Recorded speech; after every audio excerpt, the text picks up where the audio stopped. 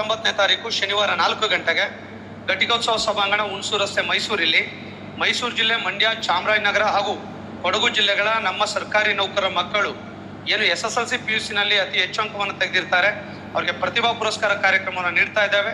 ಈ ಕಾರ್ಯಕ್ರಮವನ್ನು ಸನ್ಮಾನ್ಯ ಮುಖ್ಯಮಂತ್ರಿಗಳಾಗಿರುವಂತಹ ಸಿದ್ದರಾಮಯ್ಯ ಸಾಹೇಬರು ಉದ್ಘಾಟನೆಯನ್ನು ಮಾಡಲಿದ್ದಾರೆ. SC ಮಹದೇವಪ್ಪನವರು ಜಿಲ್ಲಾ ಉಸ್ತುವಾರಿ ಸಚಿವರು ಇರ್ತಾರೆ. ಹಾಗೆ ವೆಂಕಟೇಶ್ ಅವರು ರೇಷ್ಮೆ ಸಚಿವರು ಕೂಡ ಉಪಸ್ಥಿತರಿರ್ತಾರೆ.